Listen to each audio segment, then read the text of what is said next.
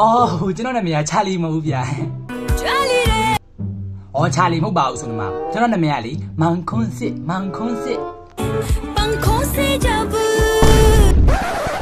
ဘာ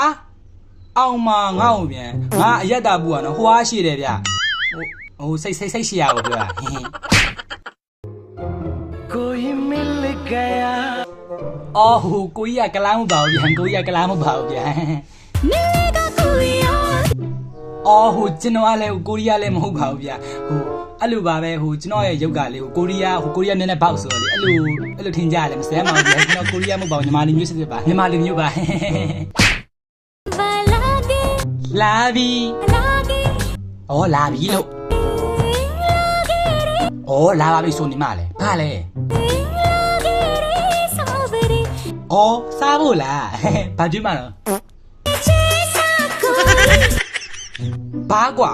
ဘာစားခိုင်းတာငါ့ကိုအော်တရားလုံးလားဟိုတရားလုံးဆိုရင်တိတ်မကြိုက်ဘူးเนาะမဘာကြွေးမအောင်အော်အဲ့ဒါကြောင့်ဘာကြွေးမတော့လို့အော်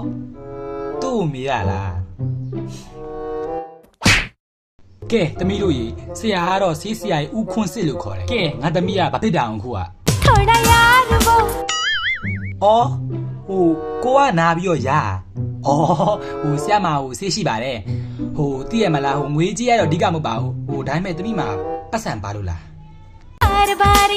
အော်ဟိုပါလားဟိုငွေကြီးရအဓိကမဟုတ်ပါဘူးဟိုသမီးဟိုကိုရတောက်ဆေးပေးမယ်နော်ရောက်ကိုရတောက်ဆေးကဲနောက်တစ်ယောက်ဝင်လာမယ်ကဲငါသမီးညဖြစ်တာ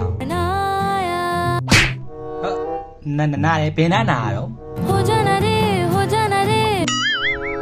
ဟိုဂျာနာလားဘယ်ဂျာနာတော့ဟိုအဲ့ရလဲဆရာလဲလုံပြီးတတ်ဘူးလေဟိုကိုကတက်ကလို့လိုက်